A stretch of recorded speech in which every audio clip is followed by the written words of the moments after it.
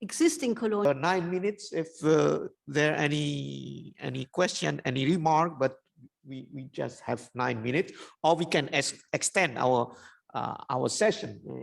What do you think? If we extend maybe a half an hour, so we will have lunch break 1.5 hours for discussion. What do you think? Yeah, Prof. Hans? Yes. Just concerning some concepts and notions, equality, because that was also mentioned not only in my speech, but afterwards. The notion in the United Nations Charter is sovereign equality of states, and equality in this sense is a normative concept, not a factual concept. No one is equal, no state is equal. There are small states, there are large states, there is Nauru, there is the People's Republic of China. But as a member state of the United Nations, each state is sovereign, and each state has the same vote in the General Assembly of the United Nations. It does not mean that those states are equal in terms of power and so on. But we can make the comparison to the domestic level. Each citizen is, in this sense, sovereign, enjoys sovereign equality as a citizen of the state. Whether I am poor or a billionaire, my vote has the same weight, and that was essential.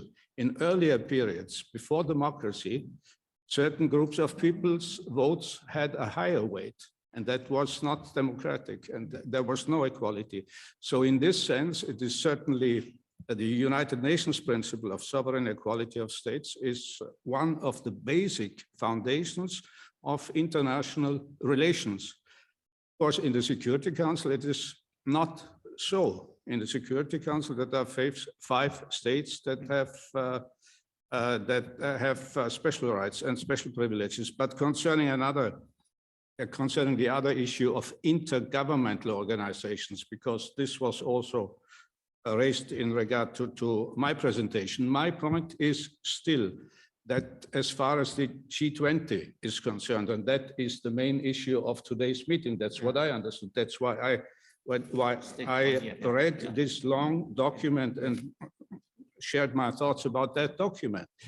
I still maintain that it is totally imbalanced if in such an organization, certain states members, in particular now it is Germany, France, Italy, are additionally represented also at the level of their regional organization, whether that regional organization has some supranational elements in it or not. That is not the issue.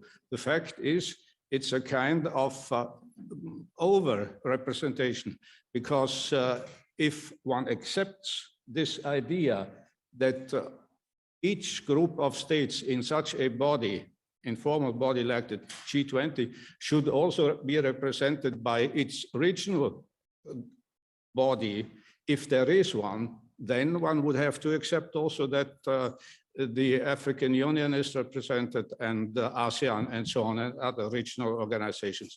As far as the structure of those organizations is concerned, that's an issue of international law and international relations theory, partly also of ideology. There is a huge debate as far as the status of the European Union is concerned, whether now it has reached that level of supranational entity above the states, almost like a new state, like a nation state or not.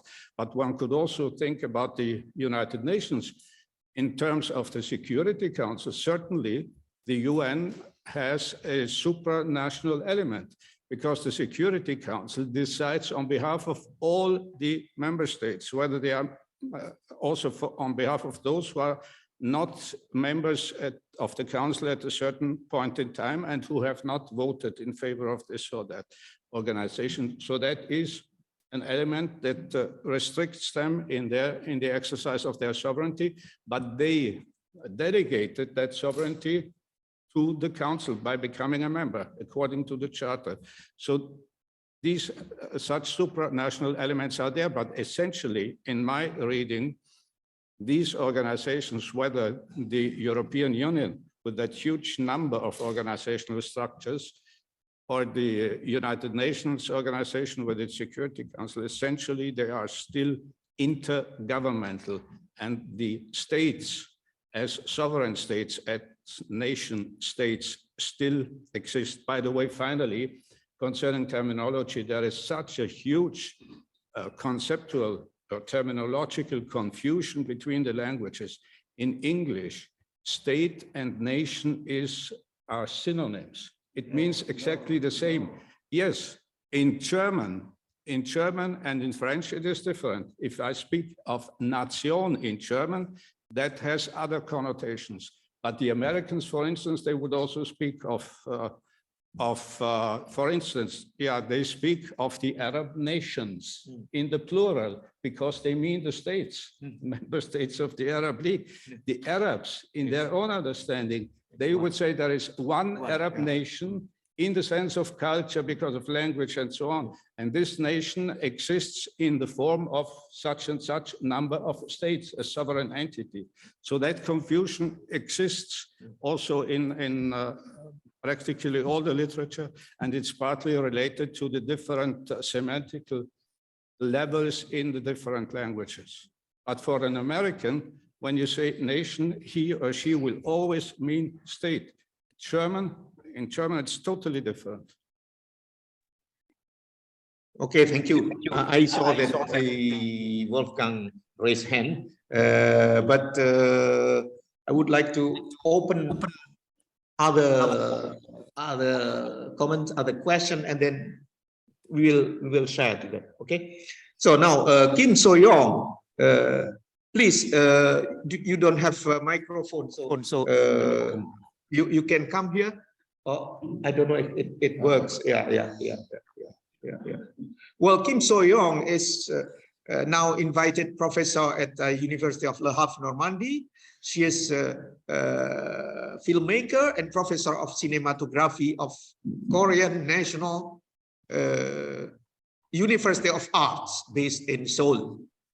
And she has many films already awarded in international festival. Now, your turn. Yeah. Thank you, Darwis. I'm an academic, as a full-time. I'm very interested in this notion of the omnilateral, that was spoken, and this notion of sovereignty that you just, mentioned, and this seems there is a kind of tension between, this, continuing tension between the sovereignty, nation, state, and this kind of new concept like omnilateral. I'm very much interested in this omnilateral because in South Korea, we have witnessed the bilateral FTA, trade agreement between US and South Korea, and huge demonstration. Demonstration, and as you mentioned, there's trilateral agreement. So my question is, what would this, your proposed notion of omnilateral would bring the kind of new perspectives in this FTA kind of trade kind of thing. And this notion of sovereignty, is has been put into question for a long time. But it's something that South Korea is onto, because usually, like many countries around China, Russia, and US, and former colony. So Whereas I'm very, very interested in, open to understand more about this omnilateral. I want to know, I kind of would like to you to elaborate on that more, in this kind of very concrete terms, like, bilateral, FTA, and so on. So, thank you very much. Thank you. So this is concerning also Wolfgang. Is there any other question related to omnilateralism? If no, I think it is Wolfgang. You can, explain. Yeah. Thank you very much for the question. I would like to dwell a little bit more into it, but I would like to come back to the common denominator you mentioned, that we serve the democracy, and that brings me actually to your question as well. I very much agree with this idea, but it's not democracy as such that is a failure. I feel we have a problem because we have different democracies at different levels, and we should be aware that we can have very direct democracy, very basic democracy as it was practiced in essence already in Agora by people. Everybody was involved. And it's apparently more than 3/4 or so of the Estonian people there were really involved in the Agora, in their democracy. This is possible at local level. In the smallest village, everybody knows what's going on. They have direct relation with the neighbors and the issues. There's a swimming pool on one side or the theater. These issues are of direct interest by everybody. They know about it. They don't need GAFA or BITX media to be informed of it. So at local level, we can be very directly democratic. But the higher you get, already at provincial level or in some countries, it's a state, difficult, and we have this representative democracy. But the representation, parliament, as we call them in most cases, have already problems because you have the professional politicians coming in. They are very much formed by ideologies and other issues. And for me, for instance, the green issue is very much a direct issue which was without ideology, but in the Green Party, are becoming more and more ideology. And in Germany as well, they're even going for war now.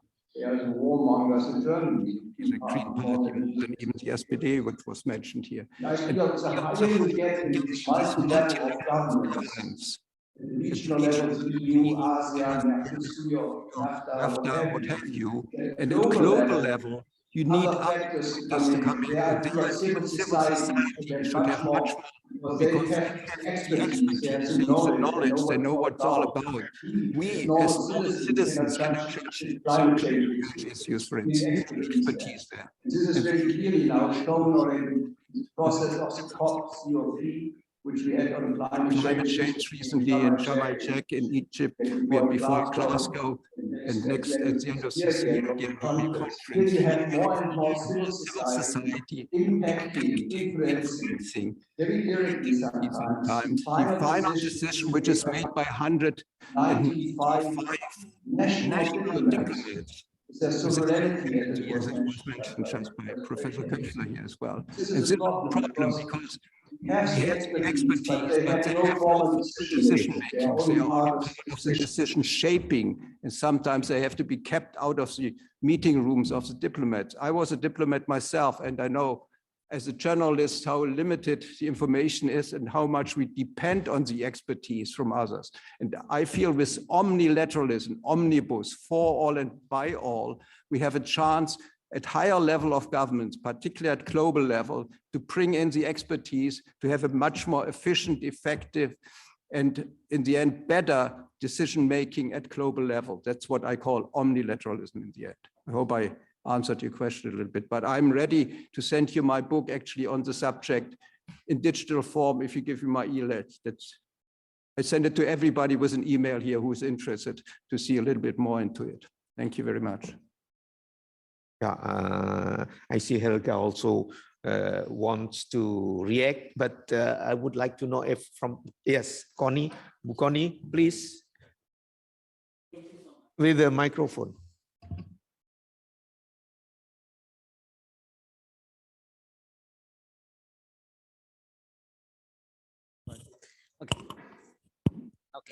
Thank you so much.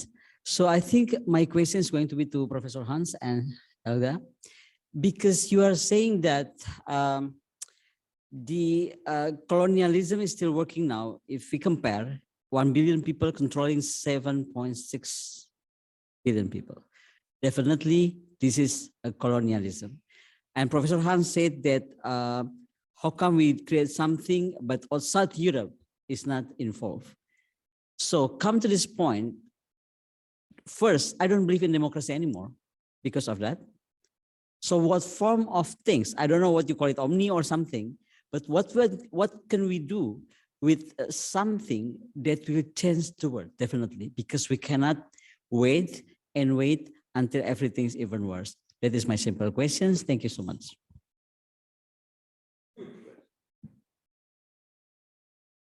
Maybe another one. Let's collect the question. So first, Helga, and then Professor.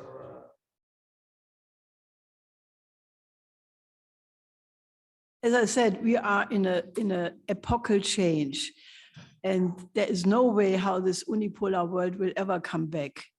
What will come out of this present situation is not yet clear. It can be World War III. It can also be the emergence of a completely new era. And I see that the change we are undergoing right now is as big or bigger than from the Middle Ages to the modern times. The Middle Ages, you had axioms, scholasticism, peripatetics, superstition. And then with the Italian Renaissance, you moved into the modern time, science and technology, the common good, an image of man of limitless self-perfection, completely different axioms. And I think we are now at such a break where, because of the Bandung spirit, among other things, that there are a majority of people who really do not want this old world anymore. I mean, they had it. And I think because of the BRI, because of the, the BRICS, the SCO, and other new organizations also in Africa, there are many, countries who do not absolutely want to go back to being submitted to sermons by the Europeans who come there on Sunday and preach, and then on Monday everything is the same. Or even who are paying money that the countries don't develop. This is a proposal by Mark Carney, who said that every country gets 100 million or 100 billion if they promise not to use their technology and their resources.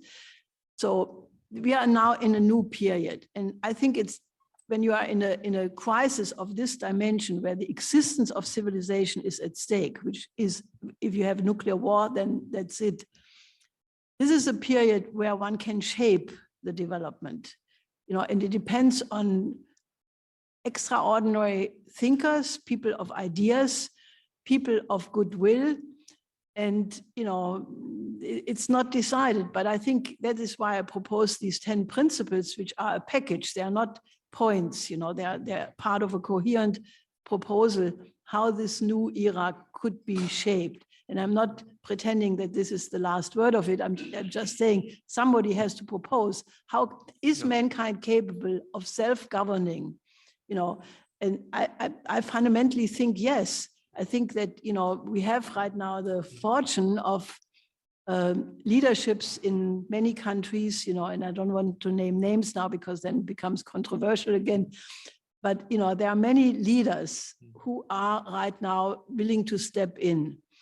And I think that if we get the spirit of Bandung mobilized, and my point is also that it's not good enough if only the countries of the global South and Russia and China are working together, because if you do not bring in Europe and if you do not bring the United States, I do not think that the United States and the British will fold up as peacefully as the Soviet Union did in '91, because they have this incredible military machine.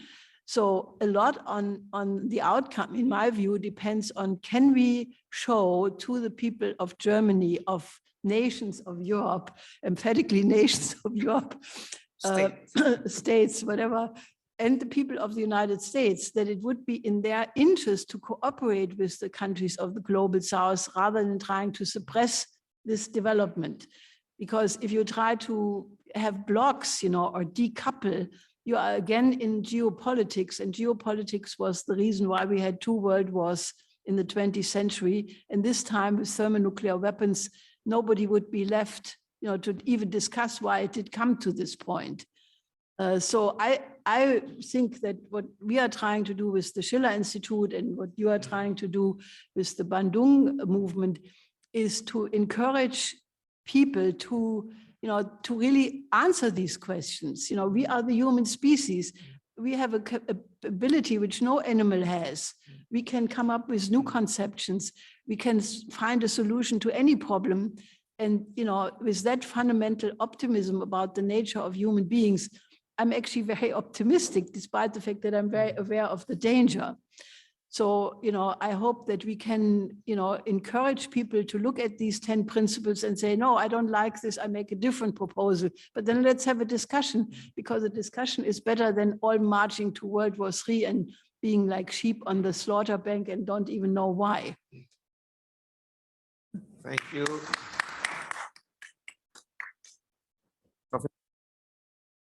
Yeah, concerning democracy and concerning how the international system should be reformed or should be structured. As far as the notion of democracy is concerned, again, there is a lot of misunderstanding, especially in the Western world. Literally, it is Greek. Literally, it means the rule of the people.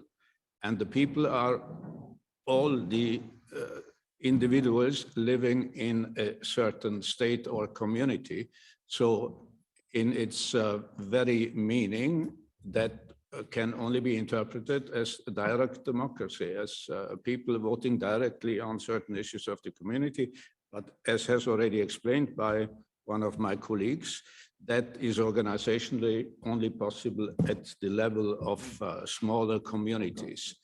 Otherwise, one needs so-called representation, but representation unavoidably and naturally, and there were many theorists who wrote about it, tends towards oligarchy. And that's what we have in almost all, also the Western states. When they propagate their democracy and want to prescribe it to the rest of the world, what they actually propagate is their kind of oligarchy or even a plutocracy. In America, it's really very obvious that this is a system of plutocracy that calls itself democracy. But concerning the global system and what should be done, my view is, having taken part in so many discussions worldwide about international relations, United Nations, UN reform, my view is the top priority would be to be honest about the basic principles which all of us proclaim, namely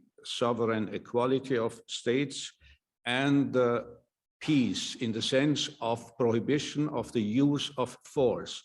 Political differences should not be settled through the use of force, but through diplomacy, through negotiations. In my view, these are the basic principles which are enshrined also in the United Nations Charter: non-use of force and sovereign equality.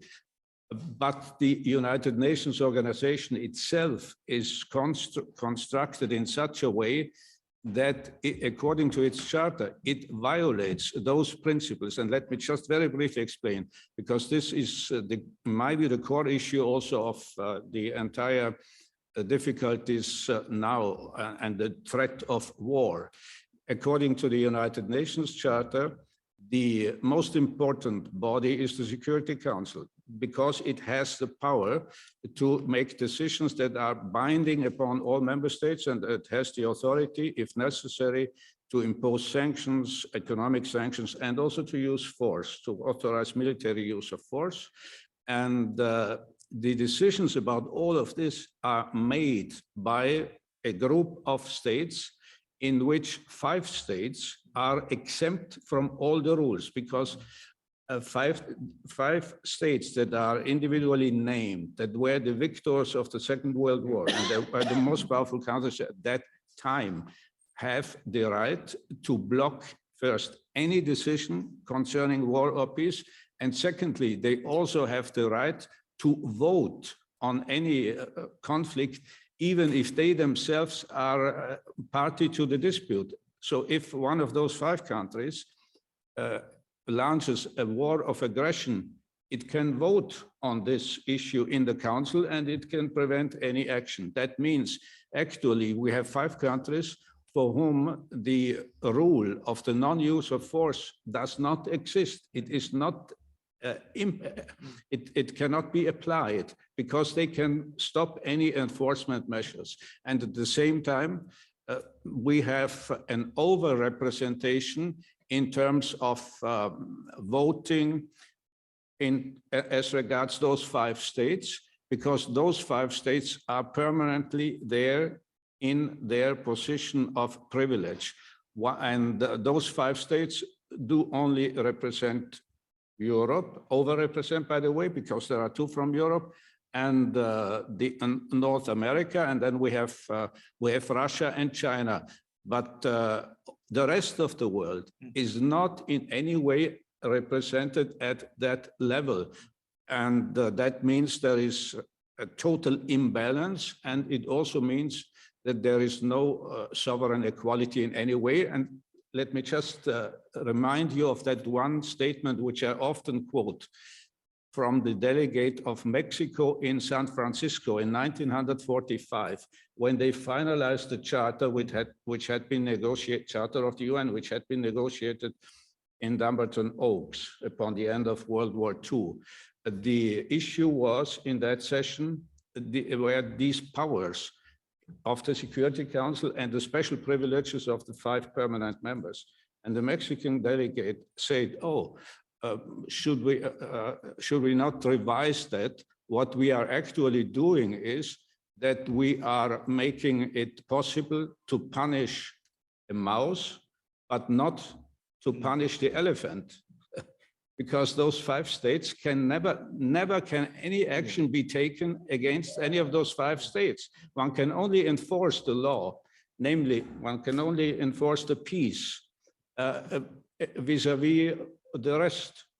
And that is a situation which undermines not only the legal consistency, which annihilates the legal consistency of the United Nations Charter, but which also totally undermines its moral legitimacy vis-a-vis the rest of the world. If a small state realizes, yeah, I will be disciplined if I misbehave, but those who enforce all of this, they are above the law, like the emperor. In an imperial system, the emperor is immune. You can never take any action against the emperor. He may take any decision. And that's also the problem, has been the problem since 1945, whenever one of the big powers took actions that have caused the deaths of thousands and thousands of peoples and have destabilized global order and destabilized vast regions of the globe, as we have particularly seen since 1990,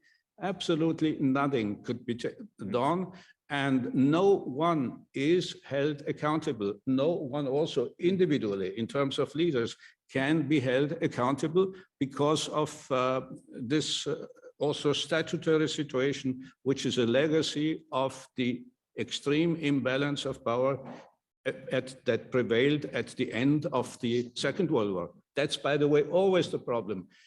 After a big war, certainly there is an extreme imbalance of power between the victors and those and the defeated ones, and always there is the tendency that those who have prevailed will establish a system that more or less privileges them.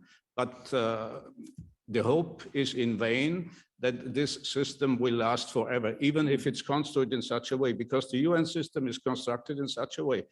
One cannot change even a comma unless those 5 powers of 1945 agree, because according to one article in the Charter, any amendment of the Charter does require, which is fair, a majority of 2/3 of the membership, but including the votes of the permanent members. And But the hope is in vain. Now we see that this system is gradually crumbling, and that started, as Mrs. LaRouche also told us, particularly last year with the events in 2022. And the present international system cannot be maintained, so to speak, in eternity, in perpetuity. Thank you.